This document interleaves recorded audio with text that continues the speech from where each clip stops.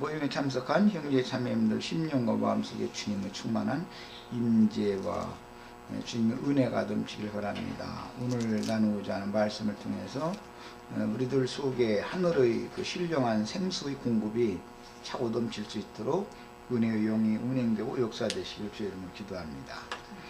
아멘, 아멘. 오늘 나눌 말씀은 지난 시간에 이어서 창세기 2장 10절부터 17절 사이 말씀을 나눌 겁니다. 성경은 창세기 2장 10절에서 17절 말씀을 다시 한번 읽고 말씀 나누겠습니다. 강이 에덴에서 흘러나와 동산을 적시고 거기서부터 갈라져 네 근원이 되었으니 첫째의 이름은 비손이라. 금이 있는 하윌라 온 땅을 불렀으며 그 땅의 금은 정금이요 그곳에는 베델리엄과 호마노도 있으며 둘째 강의 이름은 기온이라. 구스 온 땅을 둘렀고 셋째 강의 이름은 힛데겔이라. 아수르 동쪽으로 흘렀으며 넷째 강은 유브라 되더라. 여호와 하나님이 그 사람을 이끌어 에덴 동산에 두어 그것을 경작하며 지키게 하시고 여호와 하나님이 그 사람에게 명하여 이르시되 동산 각종 나무의 열매는 네가 임의로 먹되 선악을 알게 하는 나무 열매는 먹지 말라. 네가 먹는 날에는 반드시 죽으리라 하시니라. 지난 목요일날 이미 3시간 이 토를 닦는 말씀을 나눴기 때문에 바로 이제 또 나가는 말씀으로 말씀을 나눕니다. 동산 중앙에서부터 흘러나온 이 이제 생수의 물이 자꾸 흘러서 유브라데강이라고 하는 큰 강물이 되는 것까지 이렇게 기록이 되어졌는데, 지난 시간에 그 중점을 잡을 때 말씀을 드린 것처럼 복음이 예루살렘에서부터 시작이 되어져서 유대와 사마리아와 땅끝까지 전파될 것을 상징하는 예언적인 표현인데, 중요한 것은 주님의 입으로 나오는 진리의 영만이 흘러가는 게 아니라 자꾸 하루로 흘러내려갈수록 뱀의 입에서 토해내진 그 독이 섞인 물이 자꾸 섞여가지고 혼잡된 물이 흘러가서 결국은 큰 강을 이루게 되는 것을 상징하기 때문에 여기에서는 이제 그런 말씀들이 지금 암시적으로만 돼 있어서 오늘부터 나가는 말씀은 이제 두 가지 그 물이라고 하는 성경의 흐름에 대한, 물의 흐름에 대한 말씀을 중점으로 나눌 겁니다. 잘 아시는 것처럼 주님의 영은 사마리아 여자가 주님께로부터 받아 마셨던 다시는 목마르지 아니하는 생수의 샘이라고 했고, 그것은 구원자로 마지막에 목마른 여자를 찾아오셔서 만나주신 그리스도의 그 영이 곧 남편이다라는 것을 이제 신약에서 증거를 했는데, 요한복음 4장에 보면 그 생수의 물을 주는 이야기 끝에 이 물을 나에게 주세요라고 요구하니까 네 남편 데리고 와라라고 엉뚱한 말씀을 하신 것처럼 이제 말씀이 이어졌죠. 그것은 곧 그리스도의 그 영은 모든 목마른 영혼들의 남편이다, 참 남편이다. 지금 이것을 성경이 밝히고자 하는 거예요.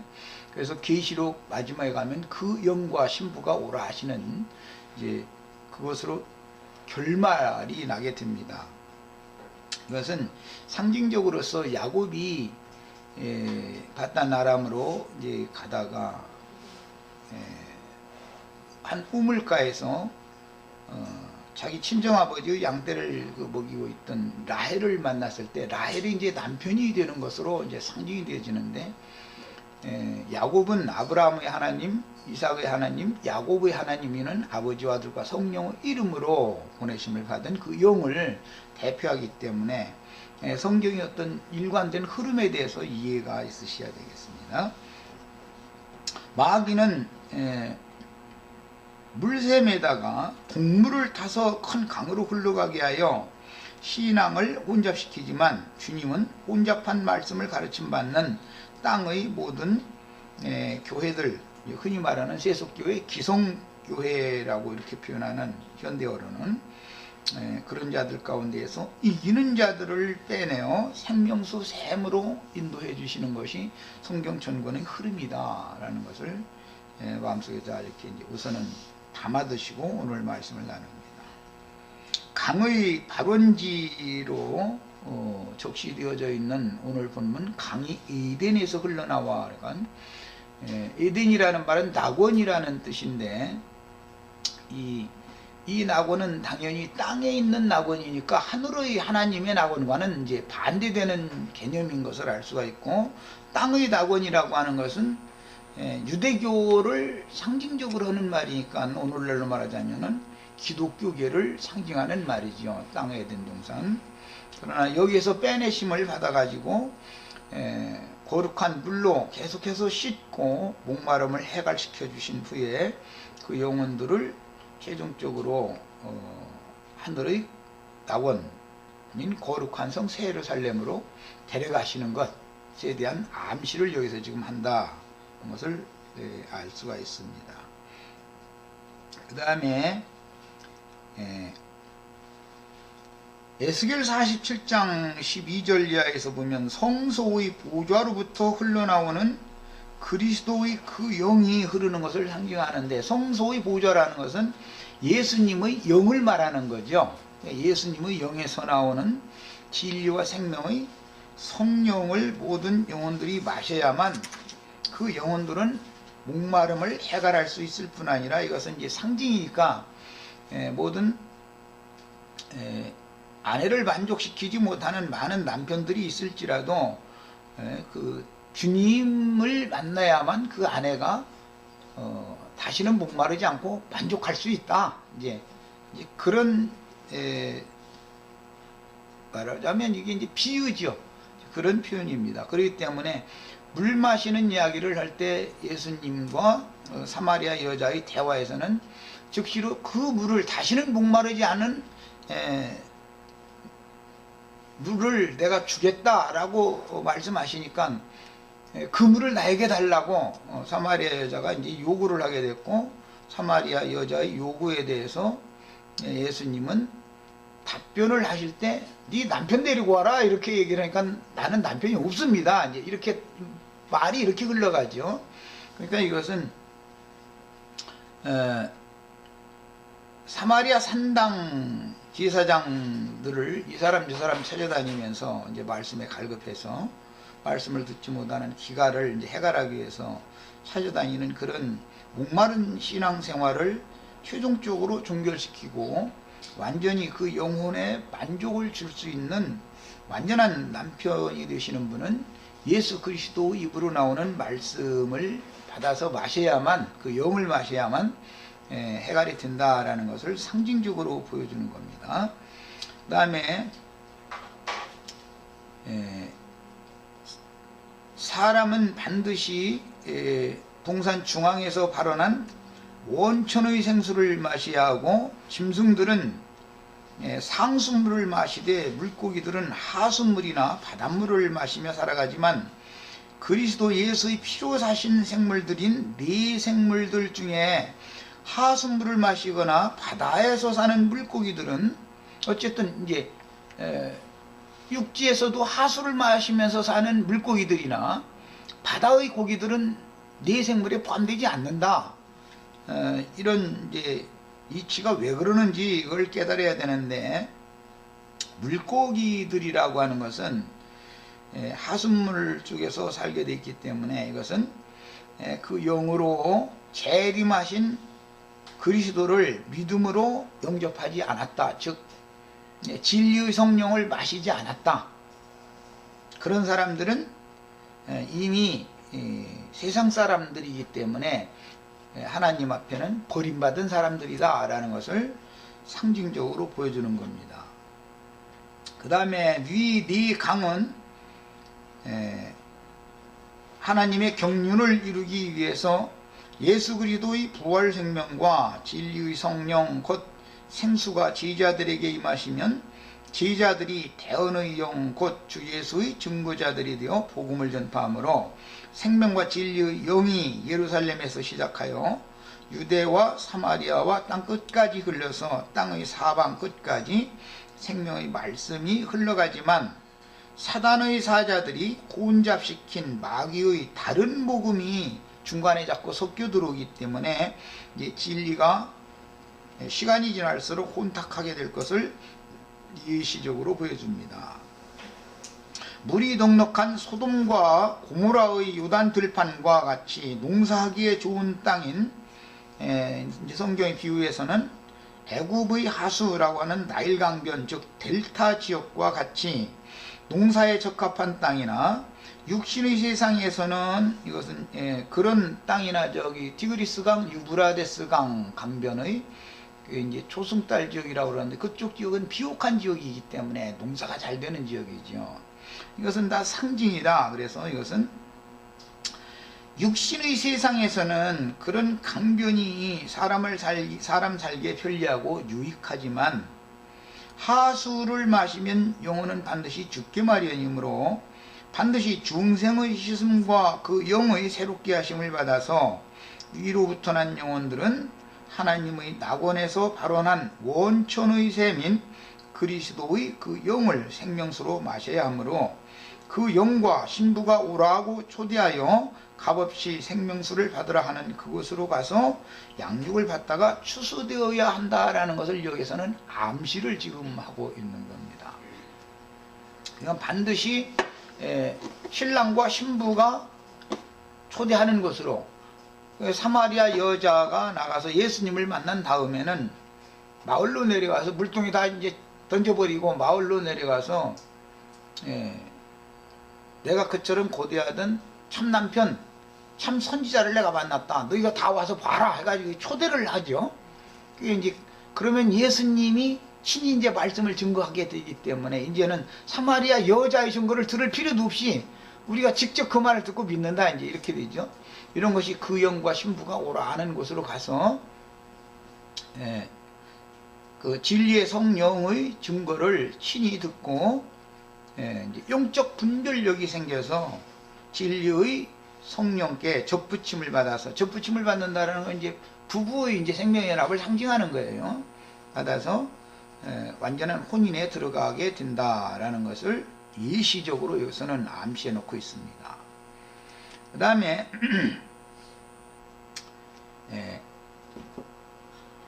혼탁한 물이 섞여서 흐르는 큰 강, 자꾸 하류로 갈수록 이제 강물이 점점 더 세지고 세차게 흐르고 큰 강을 이룰 것을 암시하는 이 네 강의 흐름은 메마른 영혼들을 깨우쳐서 온 지구상에 살고 있는 모든 영혼들의 갈급함을 해갈시켜주고 생수의 말씀 안에 있는 생명의 물로 말미암아 영혼들을 깨끗이 씻어서 목욕시켜주지만 시간이 지날수록 말씀은 변질되고 세속화되므로 큰 강의 흐름이 있을 것이나 영은 점점 더 혼탁해진다 라는 것을 지금 암시하고 있습니다.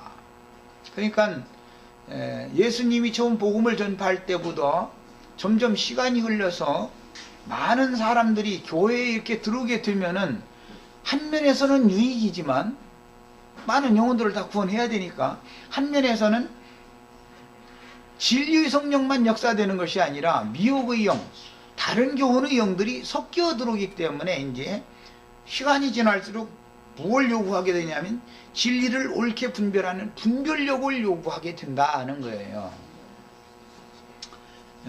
그 다음에 성경에서 영혼의 그 갈급함을 상징하는 이런 비유들은 하나님의 말씀을 듣지 못하는 기근을 만났다라는 것을 상징하는 것인데 하늘에서 계속해서 은혜의 비가 내리지 않으면 땅은 메마르고 쪽쪽 갈라질 정도까지 씨를 심어도 농사가 할 수가 없는 거죠. 이제 이런 것은 비유다. 그래서 육신의 세상에서는 성년이 되어졌는데 남편을 당연히 만날 때가 되어졌는데 뭐 남편이 갑자기 뭐 외국으로 뭐 일을 하러 나가게 됐다라든지 그러면은 고통받죠. 이제 그런 것은 상징이다. 사람의 마음이라는 것은 주기적으로 은혜의 단비를 내려서 적셔야만 그 땅이 정상적인 땅으로서의 일을 해낼 수 있는 것이죠. 생명을 산출해내고 이렇게 할 수가 있는 것인데 갑자기 뭐 무슨 이제 사정이 생겨서 무슨 뭐 원양어선을 타고 갔다든지 뭐 중동에 일을 하러 갔다든지 이러면 이제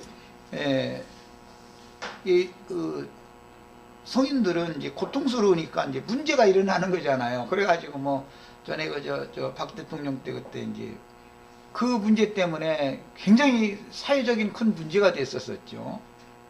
그래서 뭐 애써서 중동에 가서 매달 돈 벌어서 그냥 붙여서 이제는 가서 이제 고생 이제 면하겠다 하고 이제 가서 좋은 집 사가지고 자식들하고 아내하고 잘 살겠다고 맘먹고 와서 보니까는 아 이거는 그냥 집안이 엉망이 돼 있고 말이 이렇게 되고 그게 이제 그게 한두 가정이 아니고 거의가 뭐 그렇게 됐다는 거거든요. 그러니까 이것은 뭐 안 할 소리지만 세상 사람들은 남자욕만 툭하면 하지만 사실은 여자들도 문제인 거죠.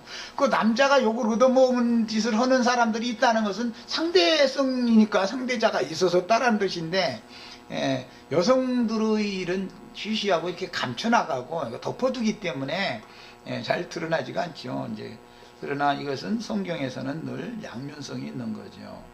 그래서 이것은 영적 비유로 이것을 설명하는 그런 그 표본이 되는 것이죠. 그런 일들이 있었다라는 것은 이것은 사람의 심령이라는 육신의 태가 그렇게 고통받는 것처럼 사람의 심령이라는 것은 그렇다는 거예요. 사람의 마음이라는 것은 그리스도의 은혜가 주기적으로 은혜의 피로 적시어줌을 받아야지 그렇지 않으면은 고통을 받게 마련이고 거기서는 생명의 역사를 절대 일으키지 못하는 것이죠. 땅이 쩍쩍 갈라져 막 비가 몇 년 안 오는 흉년이 들고 이런 때는 씨를 심어도 다 소용없는 일을 씨만 버리고 소용없는 일이잖아요. 이런 것은 이게 큰 비유입니다. 그래서 이제 그 창세기에 보면은 늘 기근을 만나서 이게 먹을 것을 찾아서 이게 아브라함 자손들이 어디로 이주하는 이런 얘기가 많이 나오는데 이런 것은 다 상징으로서 사람은 그리스도의 은혜를 소멸하고 그리스도의 은혜에서 끊어지면 그처럼 고통받게 마련이다 라는 거죠. 그런데 이제 문제는 그리스도의 참남편에게 그 은혜를 받아야 되는데 이제 다른 남자에게 속아가지고 그렇게 자기 이제 일시적인 그 고통을 해소해 보려고 한 것이 이제 인생을 망쳐놓는 거잖아요. 이런 것처럼 영혼도 마찬가지다 이거야.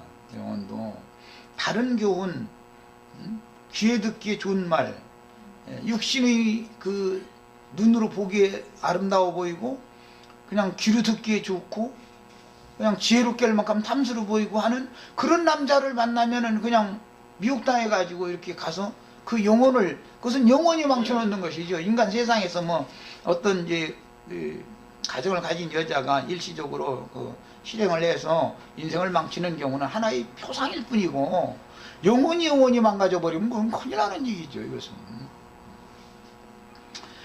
이제 이런 것은 다 상징인 것을 알 수가 있습니다.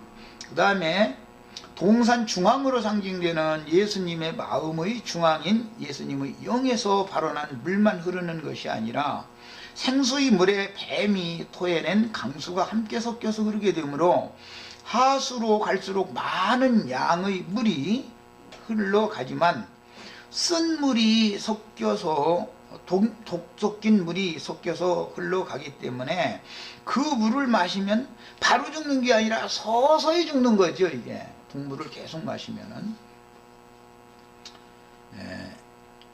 그 다음에 생명과 진리의 영이 대언자들을 통해서 예루살렘과 안디옥에서 시작하여 땅끝까지 전파되어 거룩하고 정결한 성도들을 얻어서 그들로 영생의 초소를 건축할 것이지만 시간이 지나면 복음은 점점 변질되고 신앙세계는 큰 강 유브라데의 하수물이나 애굽의 하수물과 같이 혼탁해지고 인간 교훈들이 섞인 기독교계의 교리들을 가르침 받으면 교회는 반드시 진리의 혼잡으로 인하여 세속화되고 영혼들을 죽이는 귀신들의 옥이 된다는 것을 보여줍니다. 계시록 18장에는 그래서 귀신들의 옥이 되었다. 각종 부정하고 더러운 새들이 보이는 감옥 옥이 되었다. 이렇게 결론을 내립니다. 근데 결국 그 귀신들의 감옥 부정한 새들의 모이는 옥으로 끌고 들어가게 된 것은 알고 보면은 음행의 진노의 포도주를 자꾸 마시게 하는 거예요. 음료의 잔에는 음행의 진노의 포도주가 들어있잖아요. 그것을 계속 일요일날 강대상에서 조금 주고 다음 일요일날 또 조금 주고 평생 그걸 마시면 그 영혼이 점점 죽는 거죠 지금. 그런데 본인은 내가 지금 다른 남편을 만나가지고 간음하고 있다는 의식이 없는 거야. 그게 너무 좋으니까. 듣기에 우선 좋고 보기에도 아름답고 지혜롭게 할 만큼 탐스러워 보이는 막 선한 사람 되어라, 막 옳은 사람 되어라, 세상에서 막 이웃과 잘 지내라, 이런 소리 하면은 다 속지. 그 말을 받아들이지. 그 말을 거부할 사람이 누가 있어요? 거기다 대고 또 뭐 이제 또 육신적으로 막 기적이 일어나서 부자 되게 해준다고 이게 자꾸 동물을 조금 섞고 자꾸 거기다 이제 좋은 말에 다가서 동물을 조금씩 섞으면은 이게 혼합된 물이 돼버려가지고 계속 마시면 죽는 거예요. 결국은 이제 이게 상징이라는 거예요. 그 다음에 기성교계의 신앙생활을 암시하는 말씀이 노아의 때 홍수 심판으로도 나타나고 출애굽기 2장 1절로 10절에서는 모세의 출생 후 석 달이 지나서 나일강 하수에서 자라던 갈대로 만든 상자, 갈상자라고 이제 표현이 됐는데, 이것은 노아의 때는 방주라고 되어 있는 단어가 똑같은 단어입니다. 아크라고 그래서 이것은 방주, 갈상자, 이거 같은 뜻인데, 방주는 잣나무가 제목이고, 갈상자는 갈대가 이제 재료인 것이 다르고, 그 다음에 예수님이 오셨을 때는 구유에 예수가 이렇게 구유에 누여져 있죠. 그 구유입니다. 이런 것이 다 상징입니다. 그러니까 성경에서는 그래서 바로의 명에 따라서 모세계를 지금 드는 거예요.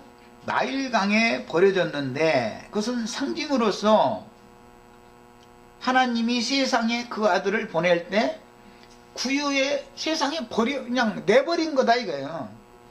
하나님의 아들을 그냥 구유에 누워있는 그 예수의 모습이라는 것은 모세가 갈상자에 누워있는 그런 모습을 실현하는 거거든요. 이게 이제 그것은 버림받았다 이 말이 세상에 내쳐버렸다 그런 말이에요. 상징이요.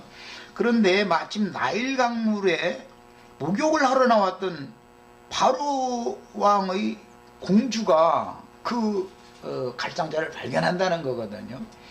이런 게 참 비밀이죠. 그래서 우리 형제 자매님들도 세상의 육신을 입고 하나님의 이제 내침 버림을 받아서 세상에 부모의 뱃속을 통해서 세상에 온 것은 말하자면 갈상자로 상징되어져 있는 구유에 벌거숭이가 그냥 발치돼 가면서 이렇게 그냥 내침 당한 이제 그런 상태인데, 그렇게 태어난 사람이 세상 임금을 대표하는 바로의 딸의 눈에 딱 띄었다. 이 말은 누구에겐가 눈에 띄어서 전도를 받는다 그 말이겠죠. 당연히. 그래서 이제 어디로 가냐면 바로의 궁, 오늘날로 말하면 예배당, 아주 큰 예배당, 제일 호화롭고 이제 멋있는 예배당에 이제 데려가면 받는 거죠. 거기서 이제 자라는 거예요. 한동안. 그게 거기서 계속 있으라는 게 아니죠. 때가 되면 이제 거기서 이제 빼냄을 받는 거죠. 이런 것이 다 상징입니다. 그래서 일단은 전도를 받으면 세상에 버림을 받았던 모든 그 육체들은, 벌거숭이 육체들은 핏덩어리로 상징되어지는데, 세속교회에 이제 보냄을 받아가지고 거기에서 그 에스겔서 이런 데 보면은 하나님께서 그 그곳에서 뭐 핏덩어리가 막 손짓하고 발짓하고 그럴 때 막 깨끗한 물로 막 깨끗이 씻어가지고 애기 나면 다 핏덩어리 나면은 그 대부분 친정어머니가 애기 받아가지고 깨끗이 목욕부터 시켜주잖아요. 이제 그런 게 상징이죠. 예, 그렇게 해놨더니 말이요. 네가 좀 자라가지고 유방이 생길 때쯤 되고 이제 철 좀 들을 때가 됐다고 말이겠죠. 그때쯤 되니까 말이요. 너를 잉태시키고 낳게 해가지고 너를 씻겨가지고 말이요. 뭐 물돼지신 좋은 이쁜 저 옷 입혀주고 물돼지 그 꽃가신 신겨서 이게 애써서 내가 길러놨더니 나를 발로 차느냐고 이제 이런 말이 이제 나오죠. 짐승도 말이요. 저를 먹여주는 그 주인을 알고 구유를 말이요 아는데 말이요. 나는 몰라본다. 그게 그런 용어들이 다 그게 예수님 탄생과 상관되고 이제 자라는 그런 과정과 상관이 되는 건데 이게 우리 신앙을 상징적으로 어릴 때 어떻게 길러가지고 그 다음에 거기서 어떻게 빼내서 그 다음에 이제는 혼탁한 물에 목욕을 하지 않고 이제는 주님의 입으로 나오는 말씀을 가르침 받아서 전신이 목욕을 해서 새로 깨끗게 되어져서 주님의 신부로 이제 예비되는 거 아니 이런 것들을 보여주는 그림인 거예요. 그 에덴 동산에서 뭐 에덴에서 생수 인물이 흘러나와 가지고 뭐 네 강을 이렇게 적시 흘러가는 얘기해 버리면은 아 말이야 그냥 그 팔레스타인 땅에 에덴이라고 하는 동산이 있어가지고 거기서부터 강물이 이렇게 흘러나갔다 이런 식으로 역사적으로 하면은 이거는 성경이 말하는 의도를 전혀 모르는 사람들이죠. 그 다음에 그래서 이제 이름을 지어줄 때도 그 바로의 공주가 모세라고 이름을 지어줬는데 그 이름은 많은 물에서 건짐을 받았다라는 이제 뜻입니다. 그럼 이제 많은 물이라는 것이 한인 성경인지 비밀이에요. 그것이 유브라데 강물이지요. 창세기 2장에서는 유브라데 강물은 큰 강물이라는 뜻이니까 그게 이제 많은 물이라는 뜻인데 이걸 신약에서 요한복음 3장에서는 요한이 침례를 줄 때 에논에서 침례를 줬는데 그 에논이라는 이름의 동네 이름의 뜻이 많은 물이라는 뜻이에요. 많은 물이 많은 곳이다 그런 뜻이에요. 그런데 이게 이제 계시록 17장 15절에 가보면 많은 물이 앉은 큰 음녀 이야기가 나오고 음녀가 앉은 그 많은 물은 열국과 백성과 방언들이다 이렇게 해가지고 이제 결론적인 해석을 딱 해주죠. 그러니까 지금 세속교회라는 것은 열국과 방언과 백성과 방언들이 다 그 세속교회를 지금 이루고 있죠. 여기에서 건짐을 받는 것이 모세라는 이름으로 상징되어진 것처럼 최종적으로 큰 음녀에게서 하나님의 백성들이 나와가지고 그 영과 신부가 오라 하는 그것으로 가는 것이 최종적인 구원이 되고 그렇게 많은 물에서 건져내셔서 주님이 저희 주께서 어디로 인도하냐면 생명수 샘으로 인도하는 것이란 말이에요. 이것이 이제 성경의 흐름입니다.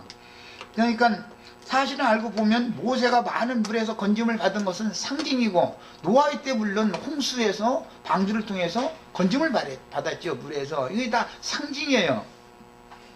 그건 다 상징이고 실제로는 세속교계에서 즉 많은 물이 앉은 짐승을 타고 앉은 큰 음녀에게서 빼내심을 받아가지고 그리스도의 신부가 되는 것이 성경이 지금 말하고자 하는 전체적인 윤곽의 흐름이다 이런 말이에요. 그 다음에 하수의 많은 물에서 건져냄을 받는 비유들을 실현하는 에논의 물침례는 침례자 요한이 실행하였고 그리스도의 이제 침례로 실현하는 것은 큰 음녀가 짐승들을 타고 앉은 많은 물에서 건짐을 받는 것인데 많은 그 물은 백성과 무리와 열국과 방언들이라 라고 해석하셨으니 백성과 무리와 열국과 방언들 외에 음녀가 앉아있다 이 말은 음녀의 머리에는 또 7머리가 있고 짐승을 타고 음녀가 앉아있다 이제 이렇게 표현했는데 이것은 기독교계를 상징하는 말이란 말이에요. 많은 물이라는 것은 이런 이제 성경의 해석을 우리가 잘 알아야 돼요. 예수님이 오셨을 때는 사마리아의 산당에 뭐 상당히 많이 있었었죠, 물샘들이. 그 많은 물에서 사마리아 여자를 빼내잖아요. 그래가지고 참남편이신 주님과 생명의 납을 맺는 거예요. 어떻게 하냐면 주님이 가르쳐 주시는 말씀을 믿음으로 다시는 목마르지 않은 생수의 샘을 마시게 하는 거예요. 이제 이것이 다 상징이에요. 성경이 지금 어떤 물의 흐름을 기록할 때는 성경이 말하는 이처럼 어마어마한 비밀이 다 감춰져 있는 거죠. 그러나 창세기 지금 어떤 사람들 이런 백날 창세기 누구한테 가서 가르침 받아보세요. 그냥 뭐 아담 때 뭐 이런 일이 있었다, 그 에덴 동산이라는 데가 있어가지고 이랬다고 그냥 역사적인 사실로 휙 넘어가 버리거든요. 그러면 더 이상 성경이 아니죠. 이것은 그렇게 해석한다면 그게 무슨 성경이 되겠어요?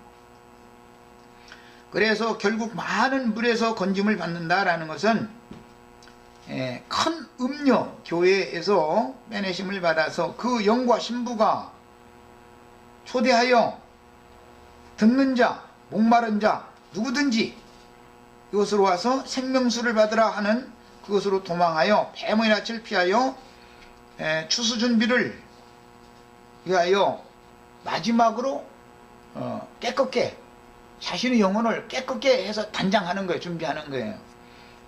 이런 것에 대한 상징이다. 그 다음에 이와 같이 하나님은 세상 사람들과 섞인 세상 교계에서 빼내신 소수의 무리를 통해서 목적을 이루기 위하여 에덴 동산의 실패를 완전하게 이긴 하늘의 장작교회를 암암리에 보존하시고 매 세대의 장작교회가 있었죠. 그런데 그들은 늘 박해받는 무리들이었다. 아브라함의 믿음을 쫓는 소수의 증인들을 위하여 하늘에 예비하신 거룩한 성 새 예루살렘에 들어갈 권세를 얻은 소수의 이기는 자들을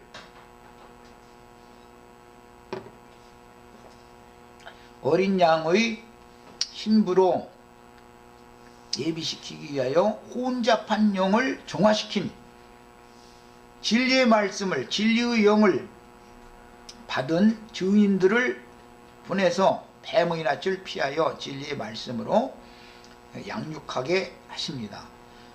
이 양육이 있은 다음에 추수가 되는 거예요. 그게 먼저는 바로의 공주에게 가서 바로 궁에서 자라는 때가 있기 마련이고, 그 다음에 거기에서 나와가지고는 광야로 가서 이드로의 제사장, 율법 제사를 이제 배우는 거예요. 그걸 배우고 세상의 일과 종교의 일을 다 배운 다음에 이제 드디어 빼내가지고 가나안 땅에 들어가게 하는 것이 상징이다. 이것이 하나님의 구원 방법입니다. 옛적 에덴 동산은 땅에 있는 낙원이니 하나님의 뜻을 이루지 못하는 큰 음욕교회로 결국은 타락하게 되지만, 영원한 보석집인 거룩한 성 새 예루살렘의 건축을 위해서 동산의 강가에는 정금과 호마노와 베델리엄, 베델리엄이라는 건 진주라는 뜻이에요. 등의 보석들이 있는데, 거룩한 성의 기초석들인 사도들과 선지자들을 통해서 그 영께서 가르쳐 주신 진리로 인한 정금 같은 믿음의 반석인 그리스도 위에 세워질 거룩한 성 새 예루살렘의 재료들을 이 단락에서 지금 암시적으로 말씀하고 있는데, 강이 흘러가는 그 강가에는 정금, 순금도 있었고 베델리엄도 있었고 호마노도 있었고 이렇게 금과 보석들과 진주들이 있었다라는 것을 표현하고 있는데, 이 모든 재료들은 계시록의 거룩한 성의 재료들이죠. 이것을 암시하는 것입니다. 자, 그 다음에 이 단락은 정금성인 거룩한 성 새 예루살렘의 재료들을 암시해 주는데, 호마노는 붉은 색깔의 보석으로서 그리스도의 구속에 참여한 심령들을 상징하고, 이것은 보석이죠. 이제 붉은색을 띠는 보석을 홍마노라고 그러죠. 그 다음에 베델리엄, 이것은 푸른색의 보석인데 무한하고 영원한 하늘에 속한 생명을 받은 심령들을 비유한 것으로서 출애굽기 28장에서는 대제사장의 어깨와 가슴에 이스라엘 12지파의 이름을 새긴 보석들을 메어 다는 제사장의 복장으로 나타내서 이 제사장의 복장을 입으면 사람이 영화롭게 되는 거죠. 이런 그림은 우리의 큰 대제사장이신 주님께서 그 어깨에 구속받은 모든 영혼들을 상징하는, 예수님 오셨을 때는 100마리 양 중에 이제 잃었다가 되찾은 양 한 마리를 어깨에 매는 이야기를 했는데, 그것이 상징되어진 거예요. 출애굽기 28장에는 대제사장의 어깨에 그 견대에 이스라엘 12지파의 이름을 새긴 보석을 이렇게 영적으로 제시를 해 놓은 거예요. 그 다음에 가슴에도 12지파의 이름이 새겨진 보석들을 매달게 되는데, 이것은 구속하신 영혼들을 주님의 마음에 늘 품고 계신다라는 걸 상징하는 것이죠. 그래서 피로 사신 영혼들을 안팎으로 지키시고 보존해 주실 것을 비유한 말씀으로서 계시록에서는 오른손에 7별을 붙잡고 7금등대 사이에 거니시는 주님의 흉용을 요한에게 이상으로 보여주셨는데, 이것이 대제사장의 모습이다. 그 다음에 주님은 자신의 피로 사신 영혼들을 마귀로부터 보호하고 지켜서 거룩하고 흠이 없게 하시기 위해서 대제사장이 지금 영원하신 성령으로 말미암아 영원한 제사장이 되신 그리스도는 지금 지상교회와 천상교회를 중보하고 이게 사다리 노릇을 하고 있는 것이죠. 이게 지상교회에도 그리스도가 계시고 천상교회에도 그리스도가 계시지만 그 중간 다리 역할을 대제사장이신 주님이, 주의 성령이 사람의 심령과 하나님 사이를 이렇게 성령으로 교제를 나누게 해서 다리 역할을 한다, 이런 거예요. 이게 이제 대제사장의 직분이죠. 그 다음에 잃었다가 되찾은 양들을, 잃었다가 되찾은 양들은 뭐 세리와 창조와 보던 죄인들이라고 했으니까 이제 실제로는 회개하고 돌이킨 우리 형제 자매님들이 영혼들을 말하는 거예요. 걸머매고 계시며 그분의 가슴으로 품고 의와 거룩함과 빛과 진리의 사랑으로 지켜주시되 혼잡한 교훈으로 간교하게 주님의 교회를 공격하는 원수의 괴계로부터 순결한 신앙을 지키도록 지켜주시려고 연약한 성도들의 마음과 생각을 지키고 보존하시며 붙드신 것이고, 친히 각자의 신앙 양심을 주장하고 다스려 주시는 왕이기 때문에 왕 중의 왕이다, 이렇게 표현을 하는 겁니다. 이것은 땅의 왕들, 세상의 왕들과 대비되는 영적인 왕인 것을 지금 말하는 거죠. 그 다음에 아래에 인용하는 성경은 뱀이 토해낸 동물이 섞여서 큰 강을 이루게 될 유브라데 강, 유브라데의 하수에 대한 예언들인데, 이제 지금부터는 몇 구절만 인용을 해드리겠습니다. 먼저 신명기 11장 24절을 읽습니다. 형제자매님들은 그냥 장절만 적어놓고 집에 가서 읽으세요. 지금은 듣기만 하세요.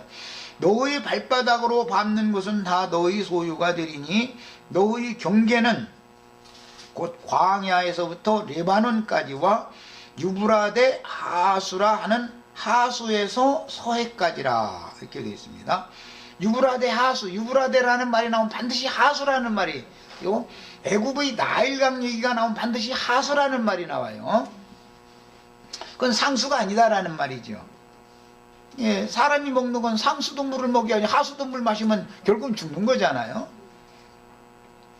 열왕기하 23장 29절에 요시야 당시에 애굽왕 바로 느고가, 그러는 애굽왕은 이사야 선지자의 예언에는 남방짐승이다, 이렇게 표현이 되죠. 애굽왕은 남방짐승에 대한 경고라, 이렇게 이사야 선지자는 그래요. 그 다음에 요시야 당시에 애굽왕 바로 느고가 아수르 왕을 치고자 하여, 그런데 아수르 왕 얘기가 나오면 북방왕으로, 다니엘서에 보면 남방왕과 북방왕이 전쟁하는 얘기 나오죠. 아시리아 왕은 북방왕이에요. 애굽 왕은 남방왕이에요. 그런데 둘이 다 짐승이에요. 그게 다. 짐승들끼리 싸움 붙은 거예요. 아수르 왕을 치고자 하여 유브라데 하수로 올라가므로 요시야 왕이 나가서 방비하더니 애굽 왕이 요시야를 무깃도에서 만나본 후에 죽인지라. 이래가지고 이스라엘 나라의 신앙을 완전하게 계획하였던 마지막 개혁자인 요시야 왕이 갑작스럽게 남방왕과 북방왕의 전쟁 와중에 말려들어가지고 무깃도 골짜기에서 전사당하게 됐죠. 갑작스럽게. 이 무깃도 골짜기는 스가랴서 12장 11절에는 무깃도 골짜기 하다드림몬의 애통이라고 이렇게 읽어보셨죠? 이 무깃도 골짜기는 계시록 16장에서는 아마겟돈 전쟁, 아마겟돈 골짜기죠. 거기가. 이 무깃도라는 말은 신약의 헬라어로, 히브리어로는 무깃도지만 헬라어로 이걸 발음을 하면 아마겟돈이 되는 거예요. 애굽 이제 열왕기하 24장 7절을 읽습니다. 애굽 왕이 다시는 그 나라에서 나오지 못하였으니 이는 바벨론 왕이, 이것은 동방 왕이에요. 바벨론 왕은 동방 왕이죠. 성경에는 남방 왕, 북방 왕, 동방 왕 용어가 나와요. 그런데 서방 왕이라는 말이 없는 것은 팔레스타인 땅의 서쪽은 지중해라고 하는 대바다로 되어 있기 때문에 서방 왕이라는 말이 그래서 없었던 거예요. 그 다음에 바벨론 왕이 애굽 하수에서부터 유브라데 하수까지 애굽 왕에게 속한 땅을 다 취하였습니다. 그러니까 애굽 왕이 애굽 나라만 다스리게 된 게 아니라 아시리아를 침공해 가지고 전쟁에서 이겼으니까 북방 왕의 나라까지도 다 점령을 했는데 하나님께서는 동방에서 또 한 왕을 일으켜 가지고 애굽 왕을 이기게 만들어 버리죠. 그래서 동방 왕이 천하통일을 하게 만드는 거예요. 이게 이제 구약 시대의 역사죠. 이 동방 왕은 누구냐면 바벨론 왕이다 이거예요. 자, 그러니까 이제 로마교든 개신교든 천하통일은 결국은 큰 성 바벨론 왕이 천하통일을 하는 거죠. 그런데 이제 바벨론 왕과 그리스도로 더불어 제사장이 되어 1000년 동안 왕노릇 할 수 있는 그 왕들이 바벨론에 속한 왕족들과 전쟁을 해서 최후로는 그리스도의 군대가 이기는 얘기를 하는 것이죠. 이 전쟁에는 남방왕이 세력을 떨지, 애굽왕이 세력을 떨치다가 북방왕을 이겼어. 동방에서 한 왕을 일으켜서 남북 동 전체를 다 통일해, 천하통일을 다 해버리게 만들어. 그 바벨론 왕을 또 꺾고 무너뜨리는 분이 바로 메시아다 이 말이에요. 이게 이제 성경 이야기입니다. 그 다음에 이사야 11장 15절에 여호와께서 애굽 해골을 말리시고, 해골이라는 건 이렇게 어떤 바닷가에 보면 이렇게 뿔쭉 나온 육지가 있죠. 이렇게 그런 거 보고 해골이라고 그래요. 말리우시고 손을 유브라데 하수 위에 흔들어 뜨거운 바람을 일으켜서 그 하수를 쳐서 7갈래로 나누어 신신코 건너가게 하실 것이다. 이 말씀이 이제 계시록 16장 그 15절 16절에 재인용이 되어져서 동방의 왕들이 건너올 수 있도록 유브라데 강을 말린다고 그랬죠. 계시록에서. 이건 이제 이사야 11장에서 인용하는 말인데, 뜨거운 바람을 일으켜 가지고 유브라데 강, 그 큰 강물을 이렇게 완전히 말라비틀어지게 만들려면 계속 비를 내리지 않고 계속 흉년을 계속 보내고 뜨거운 햇빛을 계속 쬐게 만들어 버리면 말라버리겠죠. 그 아프리카 이런 데 보면 비가 계속 안 오면 짐승들이 마실 물이 없을 정도로 막 말라버리잖아요. 땅 전체가. 이제 그런 것과 같은 이치죠. 이것은 기독교계가 날마다 할렐루야 하면 하던 이제 그런 누림이 점점 은혜는 없고, 이제 나중에는 불평과 원망이 나오다 나중에는 이제 막 악과 독만 나오게까지 만들어버린다 이 말이죠. 자, 시간이 돼서 여기까지 하고 잠시 쉬었다가 이어서 하겠습니다. 잠시 쉬었다 갑니다.